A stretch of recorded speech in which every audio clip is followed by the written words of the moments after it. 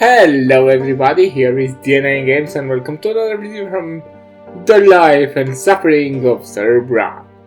Last time we've got our toy soldiers, but our father got wounded because we lied, I guess.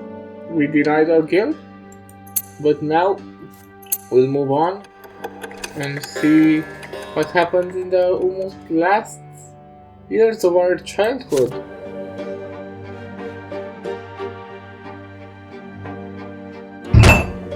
Okay.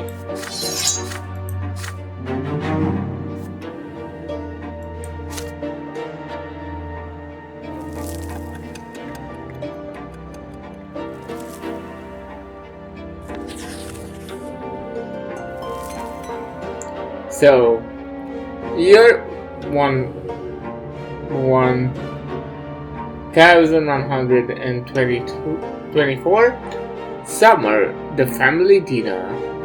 Today, father ordered the dinner table to be brought out in the yard. For the first time in months, his home, outside of the confines of his always locked study. He spent the entire day playing with Nathan and you, discussing various matters with Stefan, now an adolescent, and walking in the garden. And now, a dinner under the open sky. Your entire family gathers together with family at the head of the table, smiling. He asks each of you about your studies. Nathan climbs up to his knee, and recites a counting rhyme in a funny sing-song voice. Stefan mentions that his fencing teacher praised his accomplishments. He raises from the table together with father to show his skills in a practice duel. Next comes Gloria's turn. She stands on her chair and recites a lengthy prayer by heart. Mother showers your sisters with praise. Father chuckles quietly, hiding a smile in his mustache. When your turn comes, you recite all the ranks in the Legion, from common soldier to high commander. Stefan listens to you with a skeptical look on his face. Night slowly falls, but the servants ensure that the yard is well illuminated. You don't feel cold in the dusk tonight. It feels good, yet so important. All of you are finally together, sitting at the same table. No fighting, just smiles. No arguing, just pleasant small talk. Then a servant approaches father with a letter in his hand. He reads it in the dim light, and each line gradually washes the smile of father's face until only a stone-cold mask remains. Mother looks at father with an unspoken question in her eye. George Brante is coming back to Annie's earth. He is the head of our family, my father. Well, this is where things go south. Grandfather's return. Your grandfather, Gregor Brante, returned to the family home from the capital.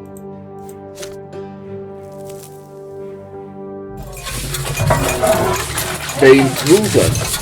Ever since the news of grandfather's impending arrival, there has not been a single day when the house has not been cleaned or decorated. Your parents anxiously make sure everything is in order. They tell you to wash your face and hands after walks and scold you for leaving books on the floor. They tell Gloria she will be flung if she is ever seen hiding in the attic. They make Stefan stay in his room. Even baby Nathan gets in trouble. Everyone is on edge. Then, one day, Grandfather arrives. It is a grim day, so hot your neck is sticky with sweat. Father, Mother, Stephen, Gloria, you and Nathan, the entire Brante family, stands on the porch in front of the house. The house servants lined up behind you. The carriage arrives, and out steps a tall, gaunt old man with a heavy walking stick and heavier gaze. You cringe instinctively. Good health to you, father. Children, greet your grandfather as you have been taught. Still trying to look like a real nobleman, are you? You can't fool me, Robert. I was the first of the Brante family to be ennobled by the mantle, and I am the only one who remembers how to bear this burden properly.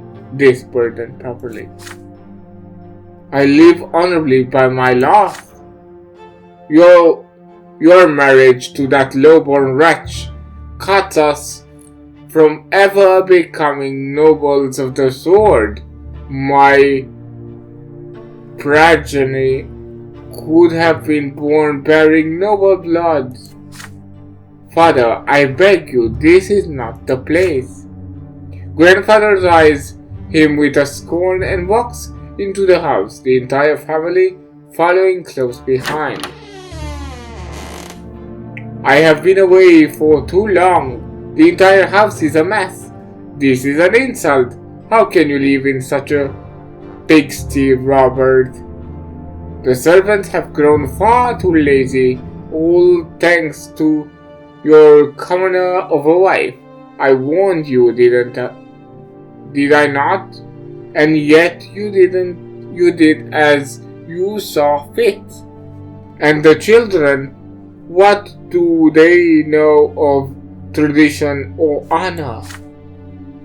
They are being raised in a virtuous family, father. And now you are speaking like a lowborn who's content to live in humility. Twins willing, now that I'm here, this will not happen again. I am taking your older son to the capital. I see you cannot provide Stephen with a proper education, so I will correct your mistake.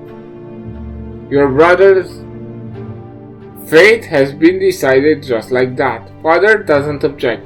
He orders servants to prepare Stephen for the journey. Stephen freezes in place, glazing at grandfather and father again and again. The latter puts a hand on his shoulder reassuringly. Grandfather's lips are tight in a line, white with contempt. The house is examined room after room. Everything grandfather sees is showered with scorn. He scoffs at the crease on a blanket in Nathan's crib in mother's bedroom. He mocks Gloria's knitting in her room. The door to your room is next. What is this, Robert? Tin soldiers in your younger son's room? He was born a commoner. I won't have him dreaming of battle. Grandfather seizes the box containing the tin warriors of the Holy Order. Your father stays silent. Anger and fear boil within you. This is your big present from the first day of your studies. It means so much to you. But what if he's right? What if you need to prove your right to command the tin soldiers first? Grandfather shakes his head in disapproval and shoves the boy toy box into the roaring fireplace. If you wait too long, they will melt into the flames. Watch them melt helplessly. If I had perception over 4, Grandfather is right. Those toys are nothing but a distraction from your studies, but we can choose that, or rescue your teen soldiers. If I had the determination over 4, then you rescue the precious present from the fire, no matter how much your hands hurt. Burst into tears. You start crying, overwhelmed by the horrible sight. This is one of the options that we can take. Or strike grandfather. This would give me even the achievement, but driven by mad anger and injustice, you kick grandfather into the leg. So that would give me the achievement beyond, will give me the personality, +1 to each determination, perception, and that has to make grandfather be more disappointed in me. As I don't want to die in my first run, or I will try to prevent this from happening, I will burst into tears, but if it wasn't my first run, I will definitely pick this. So burst into tears.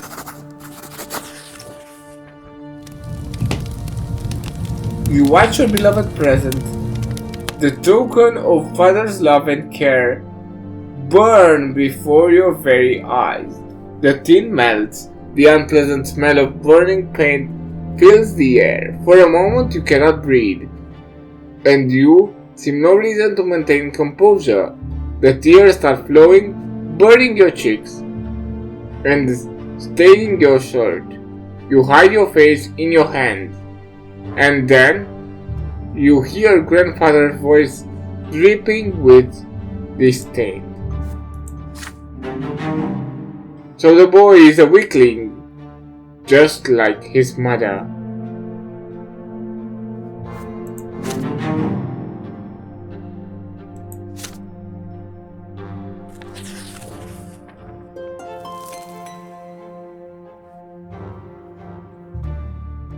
The fall, the master of the house. Soon grandfather leaves. Your older brother Stefan goes with him.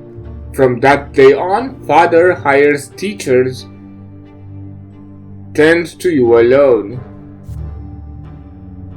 They bore you with marathons lectures on writing, counting, and the way of life in the blessed Arcanian Empire. You often distract yourself from their instruction by playing with your younger brother Nathan. Your home grows quiet without your elder brother, too quiet. Weeks later, your family receives a letter from Stefan. Grandfather has sent him to a boarding school for nobles, and he is now studying hard in preparation for his service as a nobleman. The rules here are way too strict. You can't even sneeze without the teacher's permission. But I have been studying with my peers. We are learning how to live as nobles in a noble society. We are also learning the art of swordplay. That's my favorite part. With Stefan now at the boarding school, grandfather arrives once more, this time to live in your home. The only good thing is that he often has urgent business in Eterna, the capital of the empire, and has to travel there. One day, you ask mother where he lived before. In Eterna, she says, but now his place is here. Each time grandfather returns, he gives the servants new orders. Your home is now always busy with repairs. The servants are redecorating grandfather's chamber, including his library and sitting room. Sometimes father tries to gently talk him out of this. Why the subject, the house to constant why subject the house to constant reconstruction? Grandfather's answer is always the same. This home is mine, and I will live in here as befits a man of nobility. Well, we don't like him very much. Also, another event. An illustrious guest. Some days, grandfather stays home, and on these days you try your best to stay out of his sight. But there is no way you can avoid family breakfast. The food is there, but you cannot bring yourself to eat it. Mother's eyes are red and swollen. She has been crying all night again. Grandfather sits at the head of the table where nobody used to sit before. Robert, it is high time your youngest son underwent their sacraments. Sir Brante, please let them live free of the law for a while longer. They are but... Shut your mouth, Robert. That wife of yours is impertinent enough to interrupt me. If this ever happens again, she'll be eating her gruel with the servants in the kitchen where she belongs. It is time you reconsider a real marriage, Robert. One to a woman of the proper station. Gloria drops her fork. Grandfather shots her a scathing look. A tear rolls down mother's cheek. Father does not look away from the plate. His hands clench into fists. Baroness Eldondar is such a woman. She is comely widow and a fine match. She is suing for her inheritance right now and could use proper support and a husband. You can keep your lowborn Lydia around if you like. Servant, mistress, I don't care. I will not do that, father. I am the head of the family, and the family's standing took a severe blow after your marriage. You married that commoner. It is unthinkable. How could you give up the memory of beautiful Amelia Elborn for this lovely woman and that bastard child of her? But now you have a chance to set things right. Don't disappoint me. Father nods grumpily, trying not to look in mother's direction. Father, I wish to see Stefan. If I find your conduct in the Baroness' presence satisfactory enough, then you may see him. She's coming for a visit tomorrow. Be prepared. Grandfather wipes his mouth with his napkin, throwing it on his plate and leaves. Mother's lips move silently. Nobody says a word. Then father stands up and orders you and the other children back to your room. He needs to speak to mother in private. Father comes to your room before bedtime.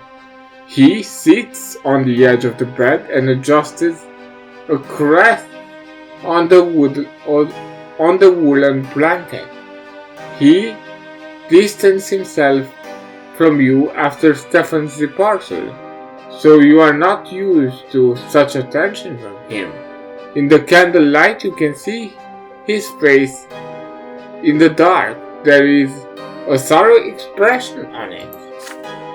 My son, Baroness Emma Elondar will be visiting us tomorrow. Please be polite and treat her with respect. Nathan will do as you do. I want this dinner to be as immaculate as possible. Don't let me down. On the next day, Mother starts dressing you and Nathan for the coming dinner. You see red all over her eyes. She has been crying, and for a long time. It hurts just to look at her. Nathan starts whining quietly.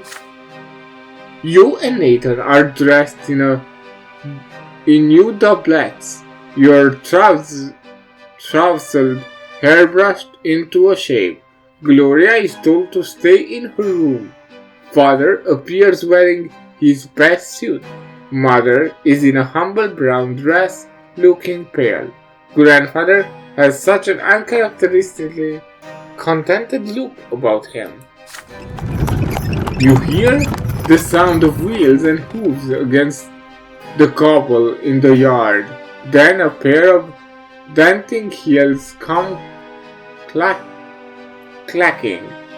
The antechamber is completely quiet and still, fearing grandfather's observant eye. The door opens. You see your guest, a beautiful dark-haired woman in a dress of an elegant deep blue. Father takes the hand of Lady Elendar and kisses it, showering her with compliments. Grandfather's face is beaming in her presence. No one even bothers to introduce Mother. Baroness, allow me to introduce you Robert's son, DNA, and Nathan Brante. Frankly, it's his eldest, Stephen, who deserves the most attention, but currently he is studying in Eterna with other young nobles like himself. It is my hope that his younger son will also make me proud one day. Grandfather eyes you with a probing look. How will you act in front of the Baroness? Will you accept her here next to your mother, your father's rightful wife? So we can greet Baroness politely. You approach Baroness Elendar, kiss her hand, following your father's example. This would bring us the reputation higher, the unity will decrease, our mother will be sad, but our father and grandfather will be happy. Or we can walk away with mother, you take your mother's arm and leave the hall by her side. The reputation decreases, your perception increases, Robert will be sad, Lydia will be proud, but George will be sad. Or maintain your composure. You greet Lady Elendar with restraint and avoid getting too involved in the event. Due to the fact that we have enough willpower, we'll just do this. We could also demand that mother would be introduced if we had the perception of over 4, and Robert would be grateful, but we don't have that, so we cannot. So we'll just maintain your composure.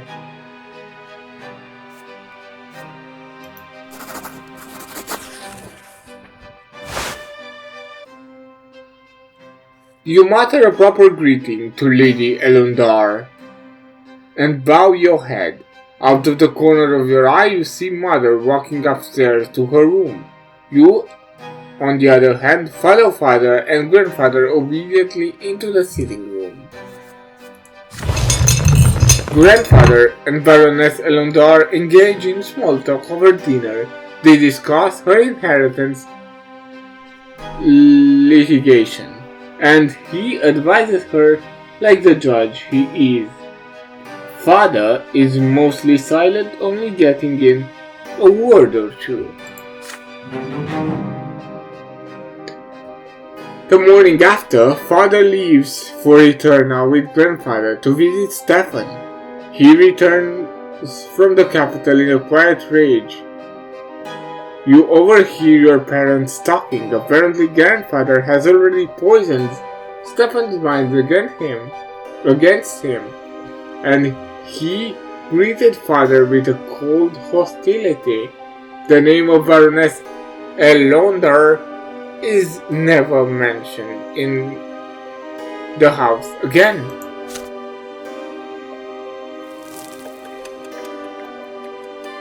Done. So, yeah, we actually completed another year. In this year, apparently, we only lost willpower due to the choices that we made. But I stay by them, as this is my first game and I will try to play as I would like to do things. After we finish one run, maybe I'll try to get with better perception or determination, but we'll see. But for now, this is what I saw fit, so this is what I did. So this will be all for today. I have been DNA Games. Don't forget to like and subscribe if you enjoyed the video. Feel free to comment and I'll see you on the next one. But until then, have some great days. Bye.